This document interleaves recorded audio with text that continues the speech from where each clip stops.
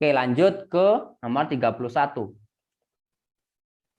Kata tidak baku ditunjukkan pada. Nah, kata tidak baku itu kata yang tidak sesuai dengan kaidah. Oke. Adik memelihara ikan di akuarium. Nah, ini nggak baku ya, harusnya akuarium pakai K, K-nya keliru.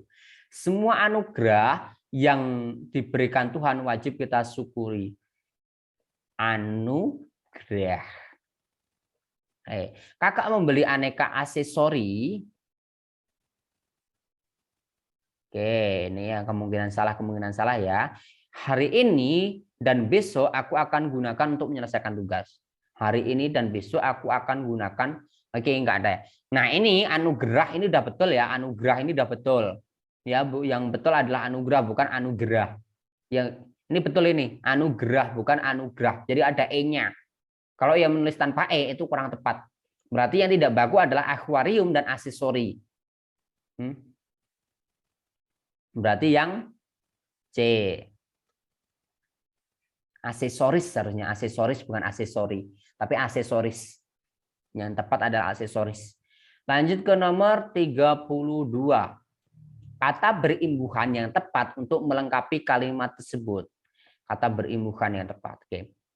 Beberapa lembaga keuangan dunia memperkirakan Indonesia. Nah, berarti kan ini ada beberapa lembaga. Ini kan subjeknya. Kalau di sini subjek, berarti ini kalimatnya adalah kalimat aktif ya. Ada subjeknya kan, beberapa lembaga keuangan ini kan subjeknya. Nah, kemudian kita cari yang aktif. Nah, kalimat aktif, kata kerjanya harus berimbuhan me.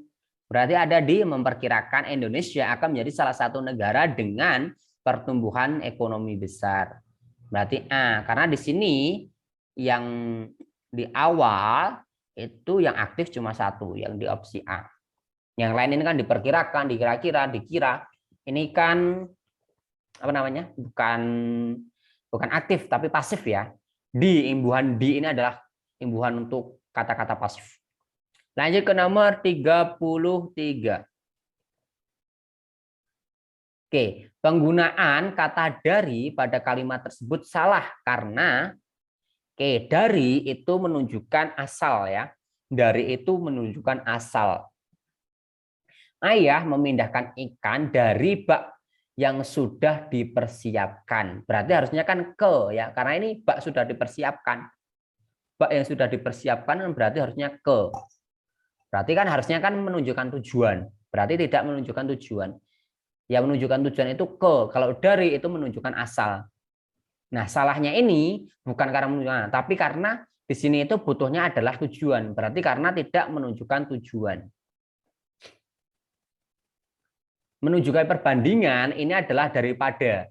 Kalau daripada itu menunjukkan perbandingan. Menunjukkan tempat ini adalah pada. Ya, pada itu tempat. Dari itu asal, ke itu tujuan, daripada itu perbandingan. Nomor 34. Perbaikan kalimat 3 agar menjadi paragraf yang padu, biar nyambung. Berarti nomor 3 nggak nyambung. Proses menanam singkong sangat mudah dan murah. Tidak perlu mengeluarkan uang banyak karena hanya memerlukan batang singkong. Dengan membiarkan saja batang singkong akan tumbuh dengan sendirinya. Oke, batang singkong dipotong 5 cm. Nah, ini kan nggak nyambung ya. Dan salah satu ujungnya diruncingkan. Berarti sebelum menanam, batang singkong perlu disiapkan agar mudah ditanam. Nah, agar mudah ditanam itu gimana? Agar mudah ditanam itu ya dipotong ujungnya gitu. Dibuat runcing. Nah, itu ya. Berarti A. Ya, kalau ini kan hasil. Singkong merupakan, nggak nyambung kan. Banyak warga masyarakat menanam singkong juga nggak nyambung. Jadi yang nyambung itu ya kita harus lihat sebelum dan sesudahnya. Karena sesudahnya ini adalah bagaimana batang pisang ini diruncingkan sebelum ditanam. Berarti harus disiapkan dulu agar mudah ditanam. Seperti itu. Lanjut ke nomor 35. Kalimat tersebut tidak efektif. Nah, tidak efektif karena apa? Kita lihat. Rumah sang jutawan yang aneh akan segera dijual. Ini jadi ini ya, kan ada dua makna nih. Sang jutawan aneh atau rumahnya yang aneh. Ya, karena di sini ada dua makna, artinya ini menimbulkan makna ganda atau ambigu. Ya, rumah sang jutawan yang aneh. Ini kan bisa jadi artinya rumahnya yang aneh atau sang jutawannya yang aneh. Itu berarti bermakna ambigu. Ambigu itu makna ganda. Ya.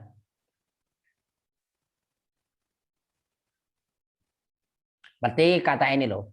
Penjual ini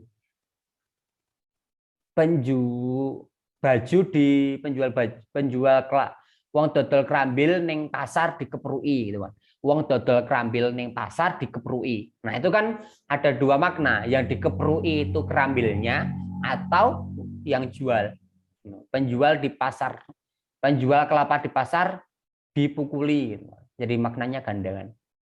Lanjut nomor 36. Kalimat dengan tanda baca yang tepat. Nah, tanda baca yang tepat ya. Kita lihat. Kalau cuaca hari ini tidak mendung, acara dibatalkan. Ada koma, kemudian titik. Ini betul ya, kalimat harus diakhiri dengan titik. Kemudian ini ada penjedaan di sini karena tepat. Kalau cuaca hari ini tidak mendung, acara dibatalkan. Ya, karena ini bisa dibalik. Acara dibatalkan kalau cuaca hari ini tidak mendung. Gitu ya. Berarti ini tepat ini, yang nomor 1. Kemudian nomor 2, kita memerlukan wajan, spatula, panci, dan penyaring. Oke, ini juga betul perincian ya. Harusnya ini belum betul, ini tidak betul ini. Ini tidak betul, sorry ini tidak betul. Oke, ini salah ini. Kemudian nomor 3, karena di sini tidak lengkap ya. Jadi titik 2 ini boleh digunakan untuk memerinci ketika kalimatnya sudah lengkap. Misalnya kan di sini baru ada SP ya. Misal kita memerlukan peralatan dapur. Titik 2, wajan, spatula, panci. Nah, itu baru betul. Karena tidak ada peralatan dapur berarti ini salah. Nomor 3, teman sekelasku, Irfan, adalah anak yang sangat rajin. Nah, ini betul ya. Ini betul. Jadi koma digunakan untuk sebagai jeda sebelum menyebutkan nama. Misalnya siswa kelas 9A, Safina, nah adalah mantan ketua OSIM. Nah, itu betul. Kemudian kalau ini jangan menengok ke belakang ketika berjalan di tengah kuburan. Nah, harusnya di akhir ini ada tanda baca dulu, ada koma, baru kata paman. Sebelum petik 2 ini harus ada tanda koma atau tanda seru. Karena ini larangan ya. Berarti yang betul adalah 1 dan 3. Ada di opsi B. Oke. Lanjut ke nomor 37. Perbaikan penggunaan tanda baca yang tepat pada kalimat tersebut. Oke. Karena bangkrut perusahaan itu mem-PHK seluruh pegawainya. Mem-PHK ini nggak bisa, harus ada pemisahnya ya. Nah, ini semua kebetulan ini ada A sama B, ini ada pemisahnya. Karena mem-PHK ini kan, PHK kan pemutusan hubungan kerja. Nah, itu kan nggak bisa digabung ya, nggak bisa digabung, harus ada stripnya. Nah, antara A sama B. Kemudian kita karena bangkrut, nah ini harus ada koma. Benar-benar. Karena bangkrut perusahaan itu mem-PHK enggak perlu koma di sini. Karena bangkrut perusahaan itu mem-PHK seluruh pegawainya. Ya, ini nggak perlu ada koma ya. Kalau ada koma nanti sorry. Bentar. Karena bangkrut perusahaan itu, sorry, ini harus ada koma. Karena kalau tidak ada koma jadi aneh. Karena bangkrut perusahaan itu harus mem-PHK. Jadi harus ada koma biar jelas gitu. Karena kalau ini ketika ini dibalik gitu kan. Karena ini kan harusnya kan ada di belakang ya. Karena ini kan harusnya kan sebagai kata hubung ya. Kata hubung itu harusnya ada di belakang. Berarti perusahaan itu mem-PHK seluruh karyawannya, karena bangkrut. Karena ini bisa dibolak-balik seperti yang di sini tadi. Seperti yang ini tadi loh, seperti yang nomor 1 ini loh. Kalau cuaca hari ini tidak mendung, acara dibacakan. Seperti itu. Karena ini bisa bolak-balik berarti harus ada komanya. Sorry, jawabannya A. Lanjut nomor 38, perbaikan penulisan ejaan. Sejak pulang dari Eropa, gaya bicaranya ke Inggris-Inggrisan. Nah, ke Inggris-Inggrisan, apakah Inggris ini harus kapital? Tidak. Inggris di sini I-nya tidak kapital. Kenapa tidak kapital? Karena keinggris-inggrisan ini bukan menunjukkan tempat ya, tapi menunjukkan nama aja. Nama tapi bukan berarti namanya adalah keinggris-inggrisan, itu bukan sebutan nama, tapi karena ini adalah nama jenis. Nama jenis itu tidak boleh ditulis dengan kapital. Seperti jeruk Bali. Jeruk Bali itu tidak boleh ditulis dengan kapital. Jadi misal salak pondoh gitu kan, atau soto Lamongan itu nggak boleh kapital ya. Berarti keinggris-inggrisan ini nggak boleh kapital antara C atau D. Sekarang kita baca. Sejak pulang dari Eropa, koma, gaya bicaranya ke Inggrisnya. Ah, kok sama ini? Oh, ini kapital. Sorry, ini kapital yang C. Pak Anjing kurang cepat. Berarti jawabannya D. Udah jelas ya? Karena nama jenis berarti tidak boleh kapital. Ya. Seperti jeruk Bali, ya, salak pondok, gitu. Soto Lamongan itu tidak boleh kapital. Nama itu kapital, tapi kalau nama jenis tidak kapital. 939. Alasan ketidaktepatan penulisan meskipun ya. Meskipun sibuk, dia dapat menyelesaikan tugas dengan tepat waktu. Partikel pun penulisannya selalu dirangkai. Enggak, partikel pun itu penulisannya selalu dipisah, kecuali pada kata-kata tertentu, termasuk meskipun. Jadi yang tidak boleh di semua pun apapun itu pisah, siapapun, kapanpun, dimanapun, bagaimanapun. Terus aku pun, kamu pun itu punya harus dipisah. Tetapi pada kata-kata yang sudah lazim menurut KBBI atau menurut PUEBI, kata-kata yang sudah lazim itu harus digabung, meskipun, ataupun, terus lagi adapun, nah itu harus digabung. Berarti apa? Partikel pun merupakan imbuhan terikat ditulis rangkai, tidak. Partikel pun selalu ditulis terpisah kecuali pada kata meskipun. Enggak, bukan hanya meskipun ya. Partikel pun yang merupakan unsur penghubung ditulis rangkai. Nah, ini karena ini unsur penghubung ya. Jadi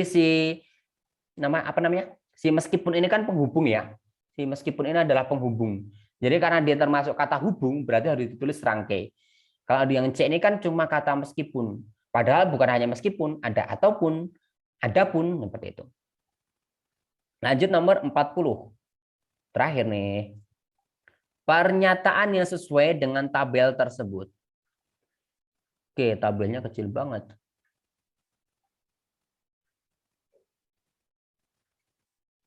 Oke, kita lihat. Ada daftar kecukupan gizi. Nah, kalau kayak gini kita lihat aja satu persatu. Kebutuhan vitamin A sangat dibutuhkan untuk anak di usia 0 sampai 6 bulan. Vitamin A 350. Enggak ya, sama ya, ini malah di 7 tahun ini malah lebih banyak nih, 4 sampai 6 tahun malah lebih banyak. Semakin meningkat usia, kebutuhan energi semakin meningkat. Energi 560, 800, 1200, 1700, 1900. Betul ya? Yang B.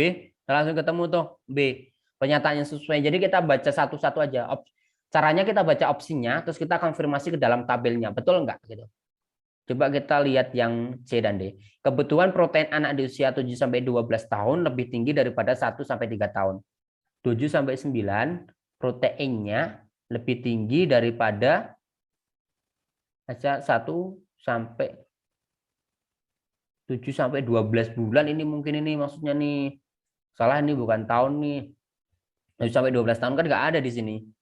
Oke, di samping kebutuhan energi, kebutuhan vitamin A juga semakin meningkat seiring usia. Kebutuhan vitamin A apakah meningkat? Sudah stuck ya ini ya. Di tiga baris ini stuck, kemudian lanjut, kemudian turun lagi. Berarti yang betul adalah B.